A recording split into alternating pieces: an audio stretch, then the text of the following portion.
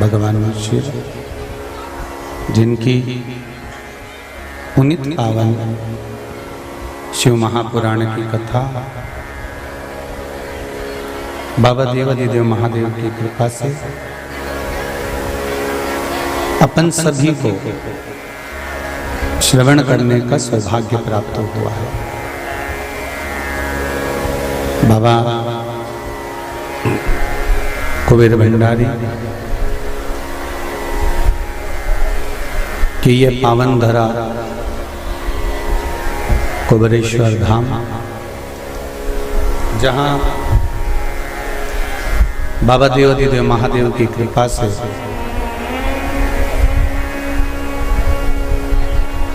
भगवान शिव की पुनित पावन शिव महापुराण की कथा संपूर्ण विश्व के कल्याण हेतु, संपूर्ण जगत के कल्याण हेतु श्रवण करने का ये पावन आनंदमय सौभाग्य है। श्रावण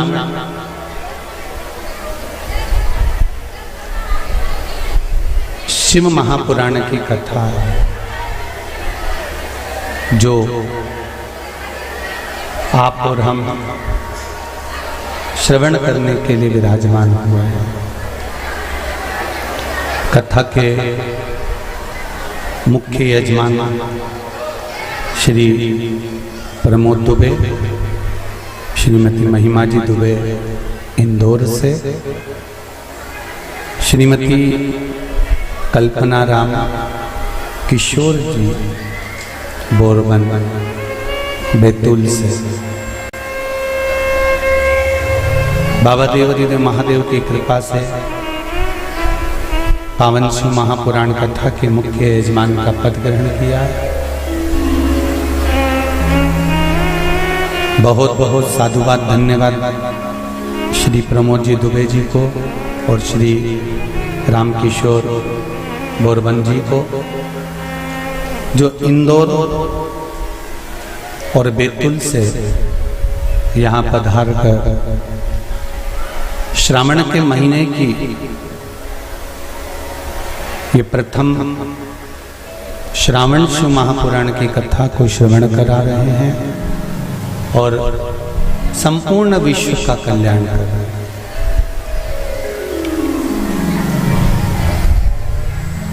कथा के क्रम में जो गुरु पूर्णिमा महोत्सव चल रहा था, उस गुरु पूर्णिमा गुरु शिव महापुराण की कथा श्रवण कर रहे थे अपन। कथा विराम होकर जो अगला दिवस था गुरु पूर्णिमा का, उस दिन सभी लोग हजारों और लाखों की संख्या में कुबेरेश्वर धाम पधारे। बाबा देवादिदेव महादेव को शिवजी को अपना गुरु माना। ओगड़दानी त्रिकालदर्शी कैलाशी को अपना गुरु बनाकर अपने जीवन का कल्याण किया। हजारों और लाखों की संख्या में गुरु भक्त यहाँ पहुंचे, शिव भक्त यहाँ पहुंचे। जब शाम का 7 बजे का भोजन बंद हो गया और 7 बजे का भोजन बंद होने के बाद सब लोग जब चले गए, तब रात्रि को 8:03 पर बहुत तेज आंधी और तूफान और पानी आया।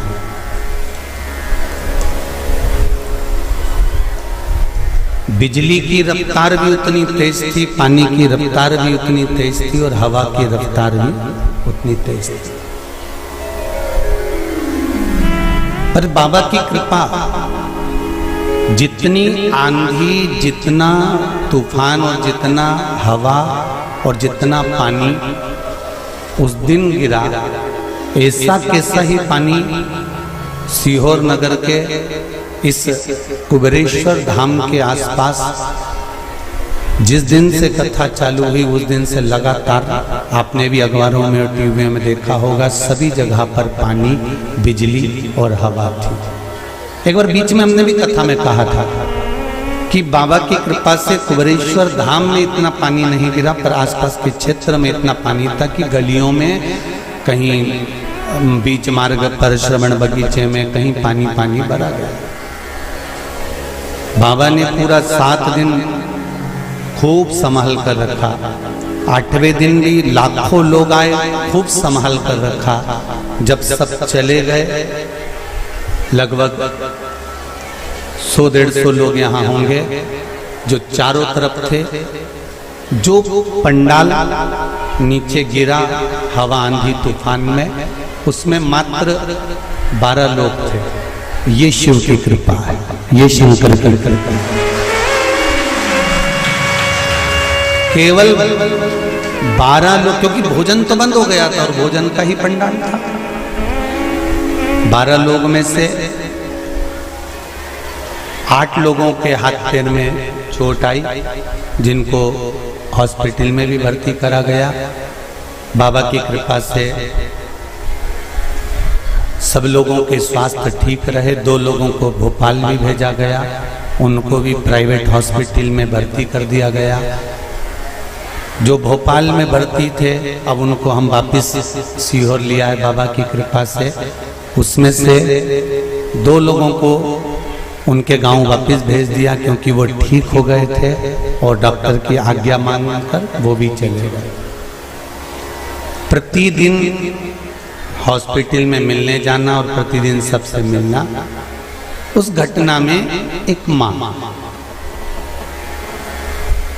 आई हुई थी, वो भी शिव धाम में, जैसे आपको कहा था कि शंकर के लिए और राष्ट्र के लिए, भगवान की अविरल भक्ति के लिए और राष्ट्र के लिए जो अपने प्राणों को भी त्याग देता है, वो कभी मरता नहीं है, वो अमर हो जाता है।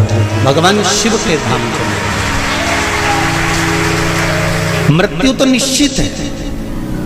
हम बार बार कथा में कहते हैं कि मौत निश्चित है, मृत्यु तो आएगी। 7 ताले में बंद कर दिया गया था राजा परीक्षित को। उसके बाद भी अनार का जो रस जा रहा था, जिस गिलास में जा रहा था, उस गिलास की पैंदी में तक्षक नाग छुपकर चले गया था और उसने डस लिया। जन्म होता है, माता के गर्भ से जब नाल कटती है, नाल कटने के समय पर हमारी मृत्यु की तारीख निश्चित कर दी जाती है कि कितनी बजे, कितने क्षण, कितने पल, कितनी घड़ी और कौन स्थान पर जाकर हमारे प्राण छूटेंगे। मृत्यु आई, बाथरूम से बाहर निकले, पांव फिसल गया, मर गए, एक मौत वो भी होती है। एक एक्सीडेंट हुआ, उसमें मर गए, एक मौत वो भी होती है। और एक मेरे अमरनाथ, केदारनाथ, बद्रीनाथ, वैष्णो देवी आदि तीर्थों में कभी कभी ऐसी घटनाएं घट जाती हैं, तीर्थ स्थान पर ऐसी घटना घट जाती है जहां जीव के प्राण चले जाते हैं, तो वो फिर जन्म नहीं ले पाते, परमात्मा की शरणागति को प्राप्त कर लेते हैं। ये अमर तत्व में मृत्यु तो आना है, चाहे आज हम हो चाहे तुम हो। कोई अमरभूति खाकर जन्मा नहीं है, मृत्यु निश्चित है, आएगी। पर भगवान का भजन करते करते, राम नाम, कृष्ण नाम, शिव नाम लेते लेते हमारे प्राण जब जाएं, भगवान की अविरल भक्ति में जब हमारे प्राण जाएं, तो समझ लो कि ये भगवान की हमको दिया गया अंतिम जन्म है। और इस जन्म के बाद अब हमारा कोई जन्म नहीं, अब हम उस परमात्मा की शरणागति में जाकर पहुंच गए। जो जीवात्मा ने प्राण त्यागे, उनके श्रद्धांजलि के भाव से, और हमारे जितने शंकर के भक्त हैं जिनको बाबा ने खूब आराम से रखा, प्राणों को बचाया,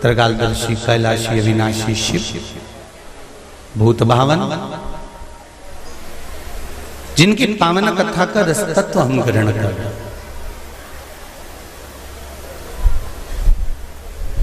श्रावण शिव महापुराण की कथा है।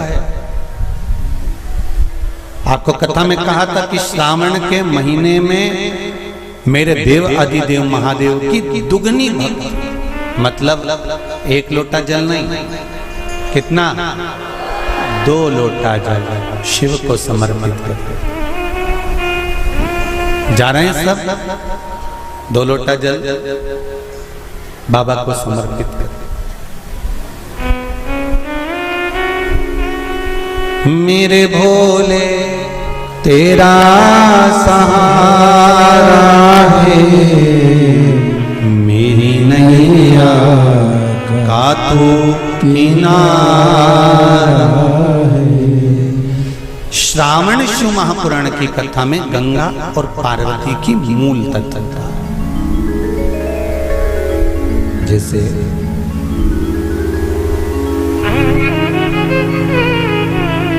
श्रावण का महीना आता है तो गंगा मैया और पार्वती मैया, ये दोनों सृष्टि के भार जब भगवान शंकर पर आ जाता है 4 महीने तक, जिसको हमारे यहाँ चतुर्मास कहा, तो ये 4 महीना जब चतुर्मास का आता है तो सृष्टि का संपूर्ण भार मेरे देवाधिदेव महादेव पर है। और देवाधिदेव महादेव पर जब सृष्टि का भार आता है तो केवल अकेले महादेव इस भार को नहीं उठाता, इस भार को उठाने के लिए गंगा और माता पार्वती भी उनके नजदीक में आकर खड़ी हो जाती।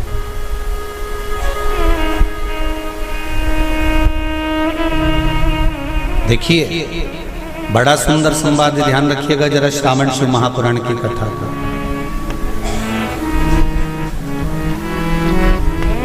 केवल एक पुरुष का कार्य नहीं है परिवार का भार उठाने का, केवल एक पुरुष का भार कर्तव्य नहीं कि परिवार का भार केवल पुरुष उठाए। शिव महापुराण की कथा कहती है कि धर्म पत्नी जो होती है, जिसको धर्म की ध्वजा कहा जाता है, धर्म पत्नी जो होती है ये पति के साथ मिलकर आधा भार अपने माथे पर लेकर चलती है, उसको धर्म पत्नी कहते हैं, जो भार तत्व को ग्रहण कर कर चलती। केवल पति नहीं, केवल पति नहीं, धर्म पत्नी भी भार ग्रहण करकर चलती।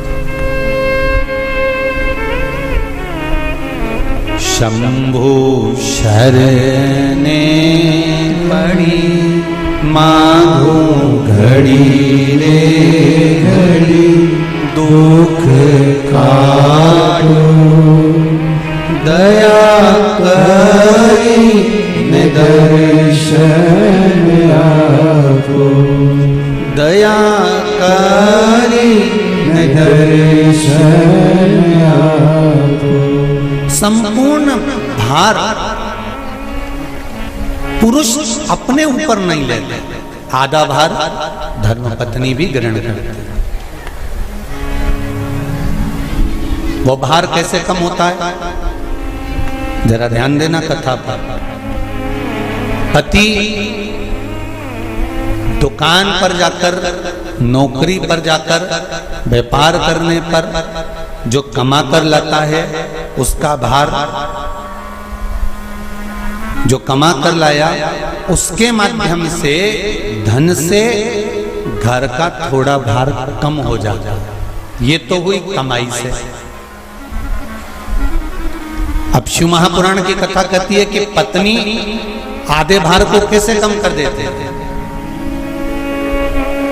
तो कहा धर्म पत्नी आधे भार को ऐसे कम कर देती है कि वो घर में रहकर बच्चों का देख रेख कर कर, आए हुए अतिथि गण का सम्मान कर कर, भजन कर कर, कीर्तन कर कर, पुण्य कर कर, सत्कर्म कर कर, मंत्र जाप कर कर, नाम जाप कर कर, जो भगवत स्मरण में डूब कर जितना पुण्य अर्जित करती है धर्मपत्नी, उस समय से आधे से आधा पुण्य अपने पति के खाते में देती चली जाती है उस भार को उठाने के लिए।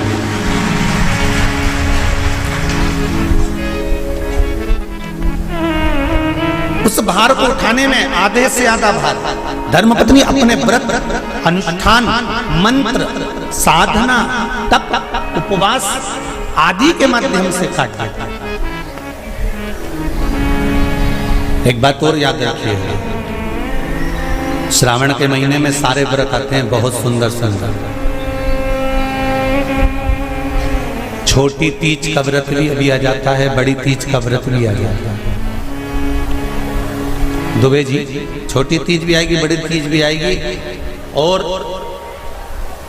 अच्छे से अच्छे व्रतों का क्रम रामकिशोर जी बीच बीच में श्रावण, भादो, कुंवर, कार्तिक में आते रहे। ये 4 महीना जो व्रत आते हैं, इन व्रतों की मूलता क्यों कही गई है? ये सारे व्रत चतुर्मास के अंतर्गत ही आते हैं, इन व्रत को बाद में भी आ जाना चाहिए, पर नहीं। मूल जो व्रत हैं, पूजन है, अनुष्ठान है, देवी देवताओं के जो पूजन के भाव बताए, वही चतुर्मास में बताए। इसका कारण क्या है? क्यों चतुर्मास के व्रत की महत्वता होती है? तो कहा इस चातुर्मास के अंतर्गत स्त्री, नारी जो व्रत धारण करती है, हाथों में चूड़ा पहनना, पाँव में पायल पहनना, महावुर लगाना, मेहंदी लगाना, ये जितने छोटी तीज, बड़ी तीज और अन्य तीजों आएंगे, त्योहार आएंगे चतुर्मास में, माताएं हरतालिका तीज हुई, छोटी तीज, बड़ी तीज हुई, भादों के कोई व्रत हुए, अनुष्ठान हुए, छठ हुई, पूजन, जो भी माताएं पूजन करेंगी उसके अनुसार वो हाथों में, शरीर पर 16 श्रृंगार धारण करती हैं, बहुत सारे श्रृंगार धारण करती हैं, और श्रृंगार धारण करने के साथ साथ माताएं अखंड सौभाग्य की वस्तुएं भी इस त्योहार पर दान करती हैं।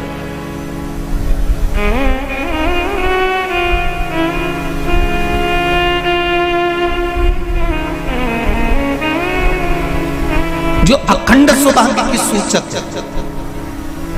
जो अखंड सौभाग्य की वस्तुएं वो देने का प्रयास करते हैं, दान।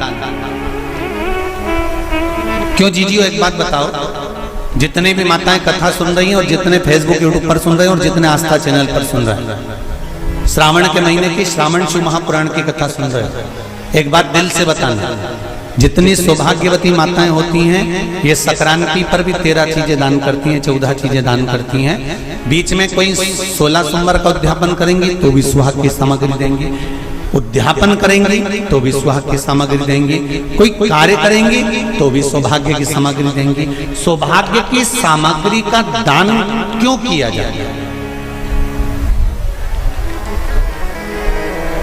सौभाग्य सूचक वस्तुओं का दान क्यों किया जाए? सौभाग्य की वस्तुएं क्यों प्रदान करी जाती है, क्यों दी जाती है? उसका कारण क्या है?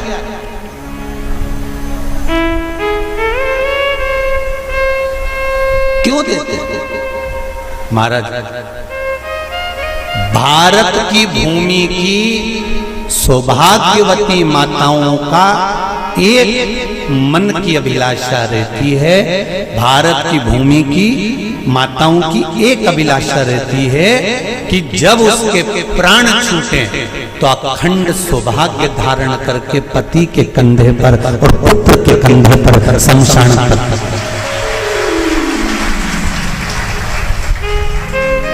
ये भारत की भूमि की माताओं की सोच, उनके मन का संकल्प, उनके मन का भाव।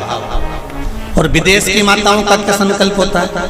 महाराज, भारत का एक संत विदेश गया और भारत के संत जब विदेश गए तो वहां पर एक मां, एक स्त्री पति की कब्र के पास में बैठकर पंखा कर रही थी। भारत के संत को बड़ा दुख हुआ। देखो हमारे यहाँ की माताएं तो पति के साथ सती हो जाती हैं, हमारे भारत की भूमि की माताएं तो पति के साथ सती हो जाती हैं, पर ये तो विदेश की माताएं तो भारत की माता से भी बढ़कर है कि पति मर गया, कब्र के अंदर है तो भी पंखा कर रही हैं। ये तो इनसे भी बड़ी है, भारत की माता से भी बड़ी ये विदेश की माता। तो भारत के संत से रहा नहीं गया और भारत के संत ने जाकर पूछ लिया विदेश की माता से, माँ जी एक बात बताओ, हमारे यहाँ पति के साथ पत्नी सती हो जाती है, वो प्रथम गिनती में आती है, पर तुम तो उससे भी बड़ी हो कि पति मर गया उसके बाद भी उसकी कब्र को पंखा कर रही हो। इतने में विदेश की माता ने कहा, मैं पति को पंखा नहीं कर रही, हमारे यहाँ नियम है जब तक पति की कब्र नहीं सूख जाए हम दूसरी शादी नहीं कर सकते, इसलिए पंखे से सुखा रहा।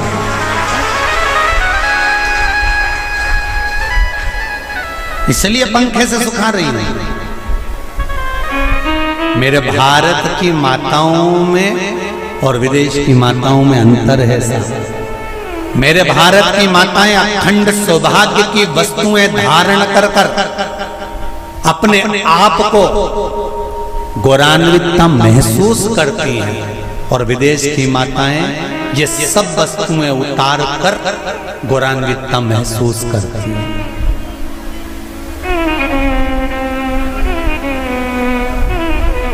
क्यों देते हैं चूड़ी का दान, क्यों देते हैं बिंदी का दान, क्यों देते हैं अखंड सौभाग्य का दान? किस महाराज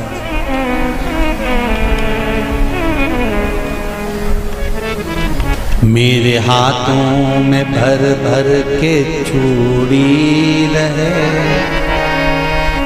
मेरे हाथों में भर भर के चूड़ी और मैया कोई काम नहीं, मेरे मस्तक पे चमकती चूनर रहे, मेरे मस्तक पे चमकती चूनर और मैया कोई काम नहीं, मेरी मांगों में भर भर के सिंदूर रहे, मेरी मांगों में भर भर के सिंदूर रहे और मैया कोई कामना नहीं, मेरे पाँव में बिछुड़ी का जोड़ा रहे, एक बिछुड़ी नहीं कितनी, 2 3 4 5, एक एक पाँव में जोड़े से बिछुड़ी होना चाहिए, केवल एक नहीं, सिंगल नहीं। वो तो आजकल का फैशन हो गया महाराज, जो केवल एक बिछुड़ी धारण कर लो उसी में फैशन दिखे। श्रावण की शिव महापुराण की कथा कहती है जब बेटी को विदा करा जाता है और पहली बार बेटी के पांव में जब बिछुड़ी डाली जाती है तो वो बिछुड़ी भी अलग अलग नहीं होती, उस बिछुड़ी के जोड़ को चेन से एक दूसरे से बंधा हुआ होता। बोला सही है कि गलत? जितने आस्था चैनल पर कथा सुन रहे हैं, जितने फेसबुक पर सुन रहे हैं, यूट्यूब पर सुन रहे हैं, सुन लेना कि मेरे भारत की माताओं का जब पाणी ग्रहण संस्कार किसी बेटी का होता है, उसके पांव में जब पहली बार बिछुड़ा पिनाया जाता है, बिछुड़ी पिनाई जाती है, तो वो बिछुड़ी भी एक दूसरे से बंधी हुई होती है, चेन से बंधी हुई होती है। उसको अलग अलग वाली बिछुड़ी शादी के मंडप में नहीं पिनाई जाती। क्यों? जैसे ये बिछुड़ी एक दूसरे से पांव में बंधी हुई है, तुम्हारी जिंदगी अंतिम श्वास तक ऐसी ही बंधी की बंधी रहे, यही बनना चाहिए। वो तो अब माताओं ने थोड़ा सा फैशन चेंज कर दिया, अब पांव में ज्यादा बिछुड़ी नहीं पहनती, गड़ती है, चुभती है, एक बिछुड़ी धारण है। महाराज पर नहीं, चूड़ी भी दो हो, जोड़े से। हमारी माताएं, भारत की भूमि की जो माताएं हैं, ये चूड़ी भी हाथ में पहनती है तो जोड़े से पहनती है। बोलो जैसा सही है कि गलत है? एक अकेली चूड़ी माताएं हाथ में धारण नहीं करती हैं। अगर भारत की भूमि की संस्कारित माताएं हैं और भारत की भूमि की सभ्यता और संस्कृति को जानती है तो अकेली चूड़ी नहीं, जोड़े की चूड़ी पहनेगी, 2 चूड़ा डालेगी, 4 डालेगी, 12 डालेगी, पर सिंगल नहीं, अकेले। और सरल भाषा में समझ लो, हमारे यहां ठेले पर लेने जाओ तो जो केले अपन खाते हैं वो भी सिंगल नहीं देते, उसको भी जोड़े से दिया जाता है।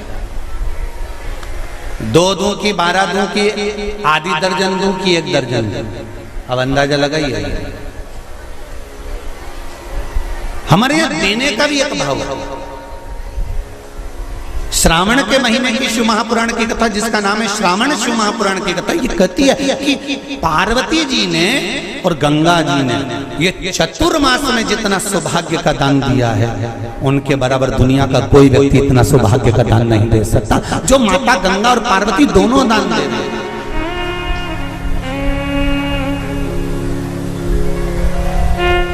प्रतिदिन दे रहे।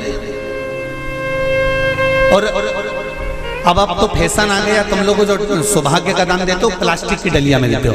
पर एक एक पुराण को उठा कर देख लेना, एक एक उद्यापन को उठा कर देख लेना। जितनी तुम कथा तुम्हारे घर में छोटी छोटी कथाओं की पोथियां पढ़ी हो, उनको उठा कर देख लेना। उसमें नहीं लिखा कि प्लास्टिक की डलिया में सौभाग्य की वस्तु का दान दिया जाता है। उसमें लिखा है बांस की पिटारी में, बांस की डलिया में सौभाग्य की वस्तुओं का दान दिया गया। क्यों? क्योंकि बांस वंश की वृद्धि करता है, बांस सौभाग्य की वृद्धि करता है, और बांस अखंड सौभाग्य। जैसे बांस का पौधा बढ़ते चले जाता है, बढ़ते चले जाता है, उसी तरह बांस की डलिया में जब दान दिया जाता है, बांस की टोकनी में जब दान दिया जाता है, तो ये भाव रखा जाता है कि तुम्हारा सौभाग्य ऐसे ही बढ़ता रहे। पर अब थोड़ा सा फैशन चेंज हो गया तो प्लास्टिक की डलिया, पर प्लास्टिक की नहीं। महाराज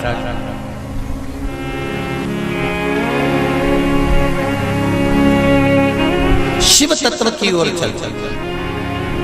शंभु शरणे पड़ी मांगू घड़ी रे घड़ी, दुख काटो दया करी दर्शन तो गंगा मैया और पार्वती मैया चतुर्मास के अंतर्गत जो त्योहार पड़ता है, चतुर्मास के अंतर्गत जो व्रत पड़ते हैं, ये किसी दूसरे के नहीं है। तीज का व्रत माता पार्वती का, छठ का व्रत माता पार्वती का, चतुर्थी का व्रत माता पार्वती का, ये सारे व्रतों की शुरुआत गंगा और पार्वती ने अपने बल से। बोलो हर हर महादेव। ये अपने बल से बनाना, अपने बल से।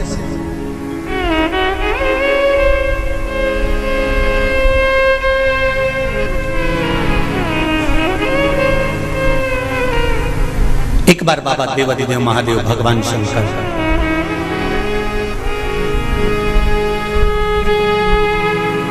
भोलेनाथ नंदी को लेकर निकले।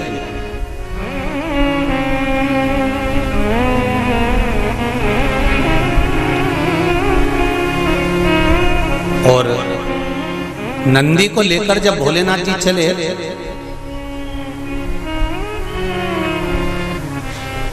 बीच मार्ग में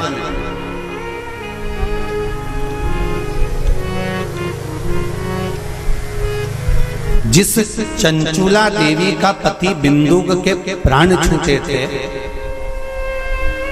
और जो चंचुला देवी माता पार्वती की सेवा में लगी हुई थी, वो चंचुला देवी का दर्शन भगवान शंकर को और शंकर भगवान का दर्शन चंचुला देवी को। अब देखिएगा जरा कथा पर विशेष ध्यान रखना। श्रावण महीने की शिव महापुराण की कथा कह रही है कि नारी का अखंड सौभाग्य कैसे रह सकता है।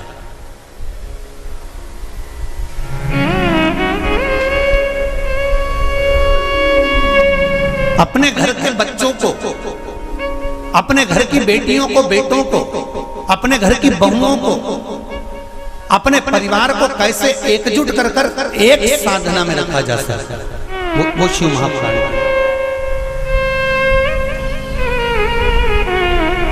महाराज बीच में चंचुला देवी दिखी, नंदी पर बैठे बाबा भोलेनाथ चल चल चल, और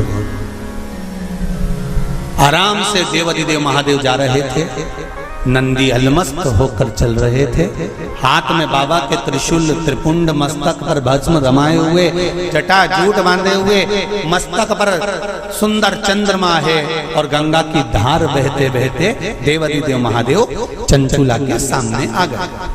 चंचुला वो जिसका पति बिंदु प्रेत योनि में पड़ा हुआ था और बेदब्य था, उस चंचुला ने धारण कर रखी थी, उसका पति जीवित नहीं था।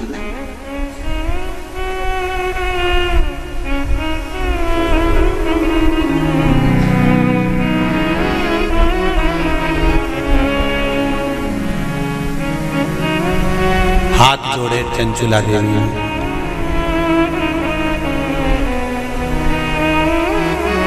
और निवेदन करा, महाराज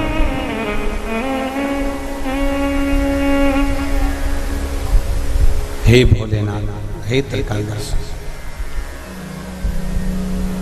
हे शंभु, अरे वो काशी रेवण वाले की,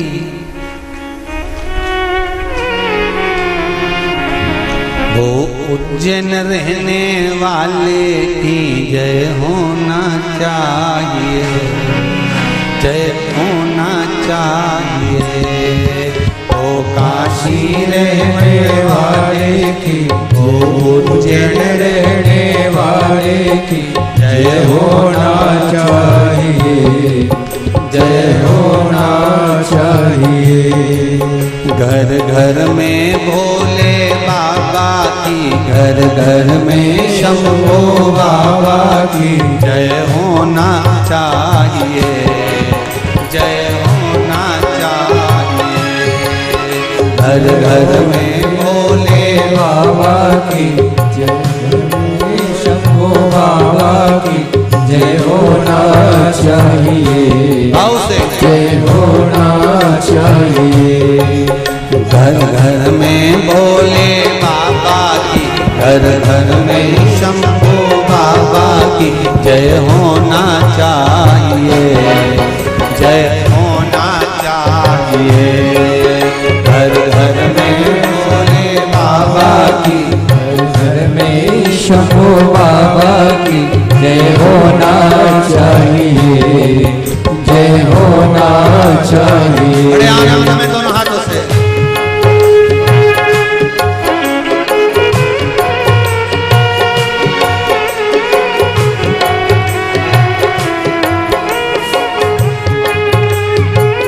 हरिओम।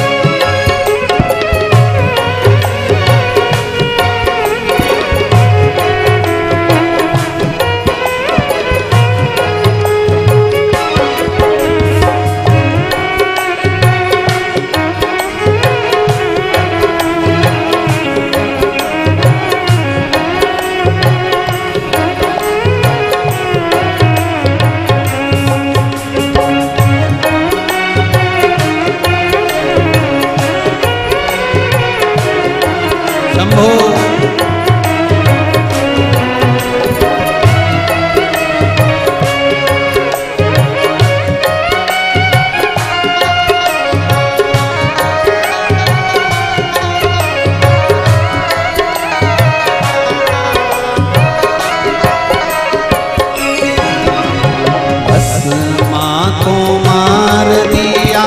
भक्तों का उद्धार किया, भस्मा को मार दिया, भक्तों का उद्धार किया, भस्मा को मार दिया, भक्तों का उद्धार किया, भस्मा को मार दिया, भक्तों का उद्धार किया। वो भस्मा मारण वाले की, वो भस्मा मारण वाले की, वो भस्मा मारण वाले की, वो भस्मा मारण वाले की जय होना चाहिए, जय होना चाहिए। वो भस्मा मारण वाले की जय होना चाहिए, जय होना चाहिए। घर घर में भोले बाबा की, घर घर में शंभो बाबा की जय होना चाहिए, जय होना चाहिए। घर घर में भोले बाबा की, घर घर में शंभो बाबा की जय होना चाहिए, जय होना चाहिए। शंभो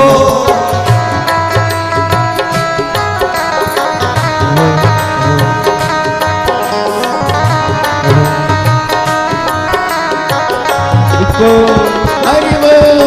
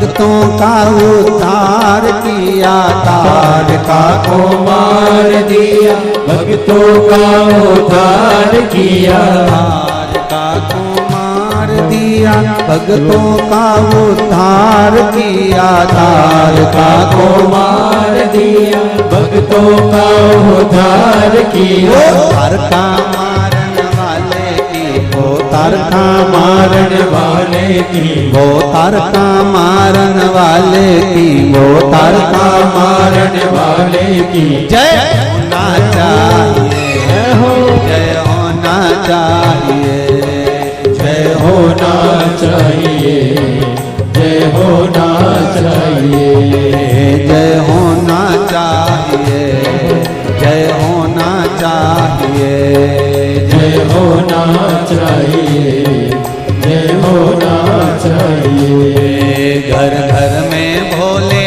बाबा की, घर घर में भोले बाबा की, घर घर में शंभो बाबा की, घर घर में शंभो बाबा की जय होना चाहिए, जय होना चाहिए, जय होना चाहिए, जय होना चाहिए, ओ जय होना चाहिए, जय होना चाहिए, जय होना चाहिए, जय होना चाहिए, जय होना चाहिए, जय होना चाहिए, जय होना चाहिए, जय होना चाहिए। हर हर महादेव है।